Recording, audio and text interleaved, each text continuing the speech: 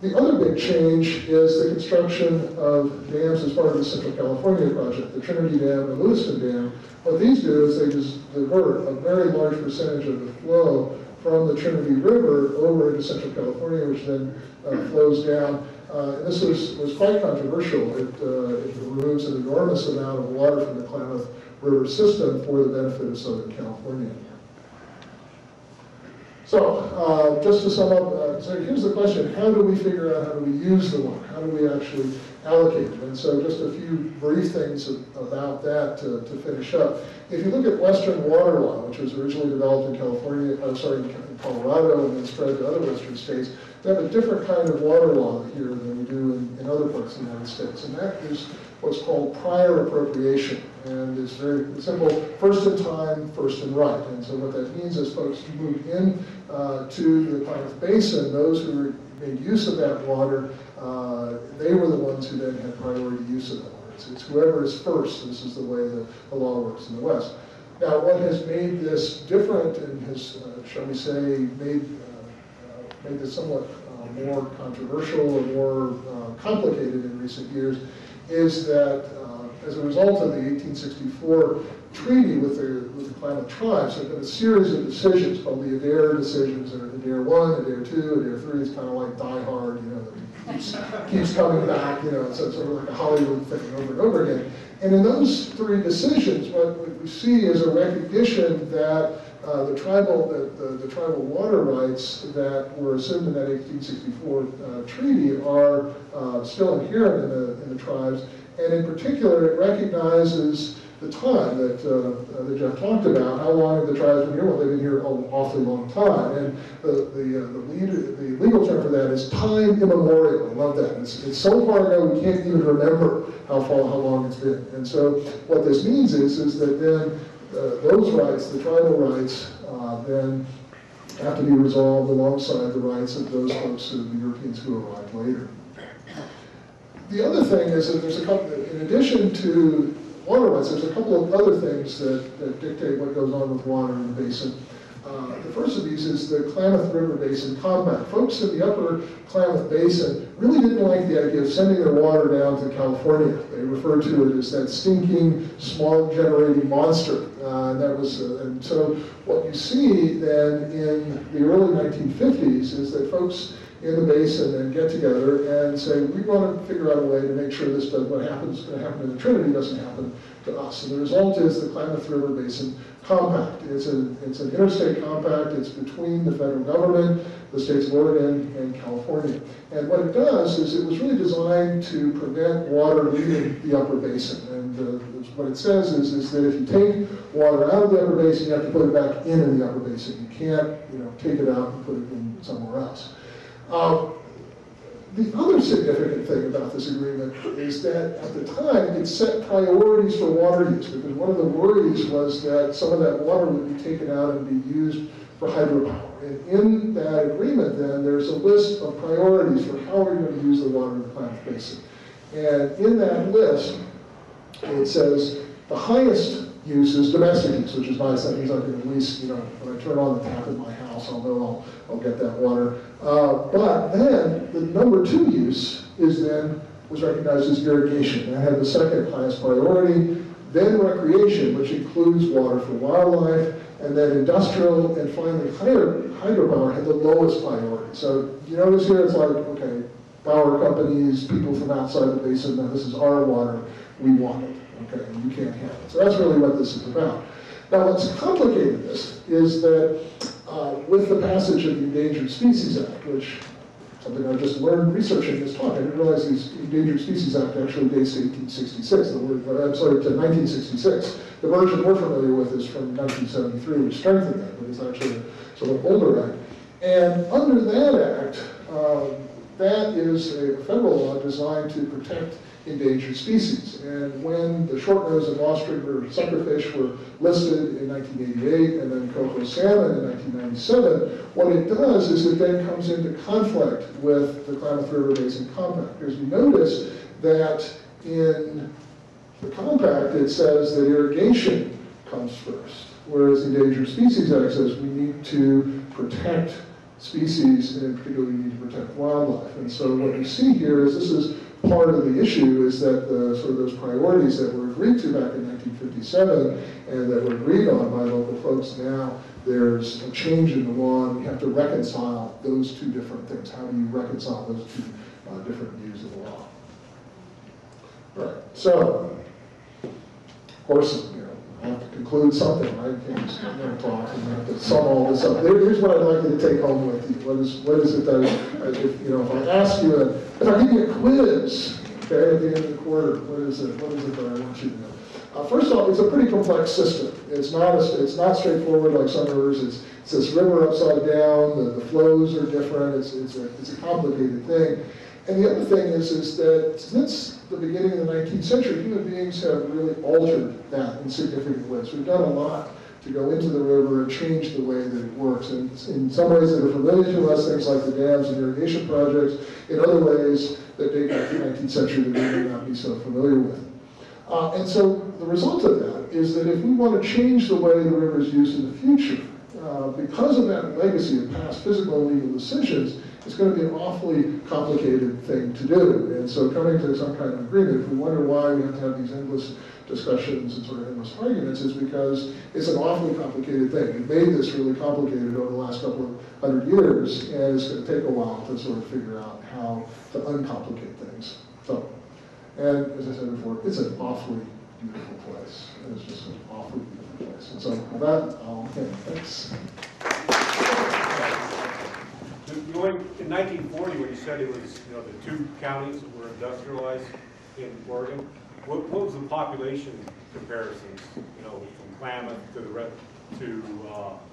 the Portland area and the rest.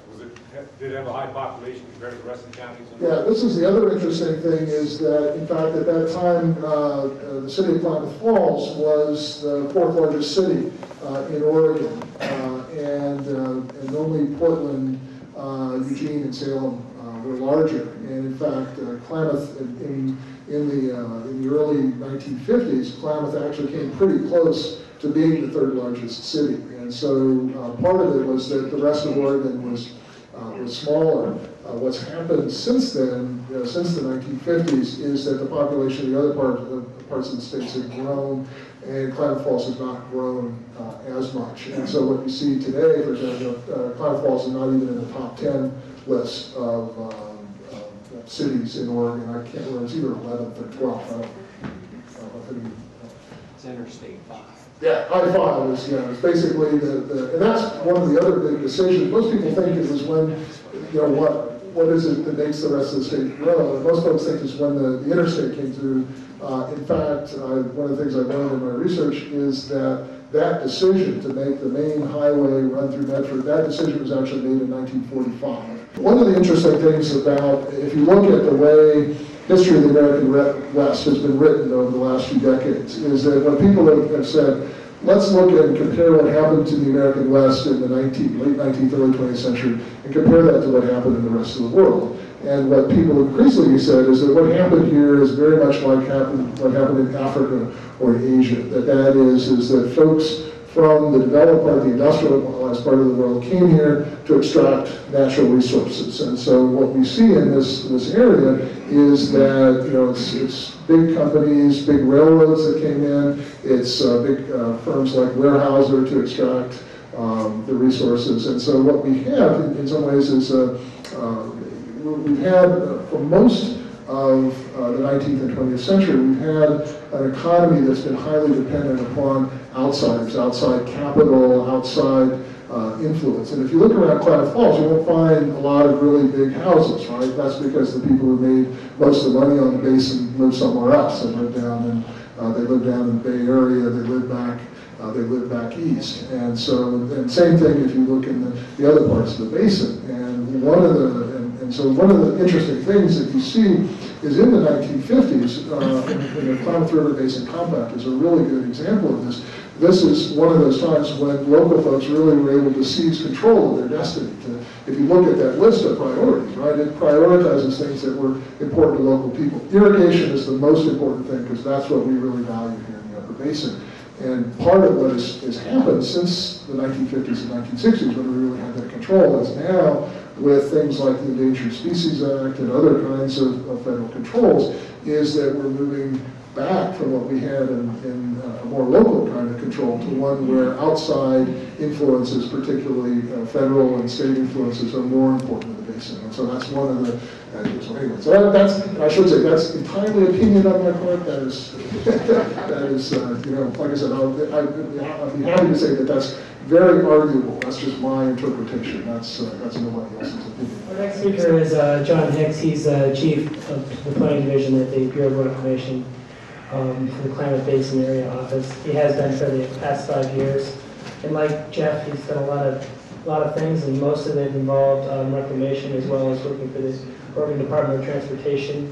He's a civil engineer, and he obtained his FE in civil engineering in 1988. So, yeah, I will be talking a little bit about the project, a little bit about the plumbing and some of the other issues there.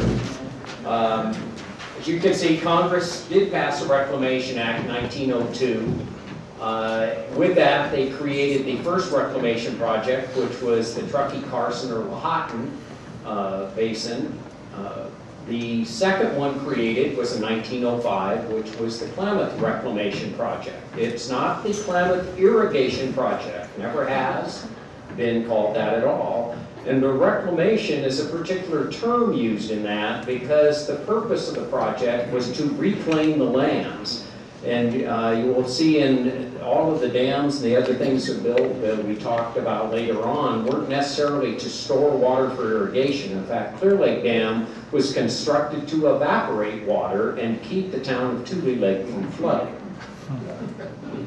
The refuges, Lower Klamath Lake and Tule Lake refuges were created by Congress in 1908, and what they did was they took the boundaries of the Klamath Reclamation Project and carved out sections and said these are going to be refuges within the boundary of the Reclamation Project.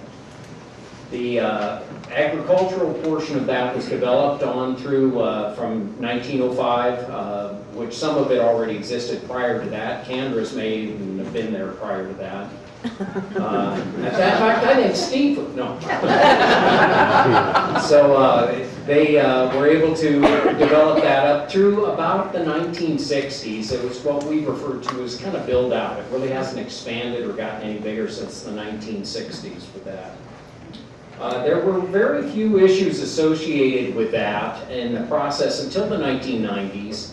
As Dr. Clark mentioned, the ESA listings, the sensitivities were increased towards that, and tribal trust issues were taking a stronger role in that. And all of this kind of climaxed, as many of you know, with the 2001 water shutoff to the project and the 2002 fish die-off that occurred downstream. The project was designated as multiple uses. Provide drainage and flood control, as I mentioned earlier, provide irrigation for farming, and provide a water supply for refuges to fulfill all three of those. And most irrigable land is used within it. Sometimes you'll hear that there's 240,000 acres of irrigable land inside the project. And the project really is divided into two pieces, which we'll see a little later. One is what we refer to as the east side, which operates really, its source of water is River Reservoir, Clear Lake reservoirs, and they have a privately owned dam on the Lost River they erect seasonally for irrigation throughout, and they depend upon that water for that. Then there's the main side of the project, or the west side, that depends on water from Upper Klamath Lake and the Klamath River. One study in particular that was done in, I think, the late 1990s estimated the project was around 93% efficient by measuring the water going in versus what was coming out in the plant uptake that was occurring.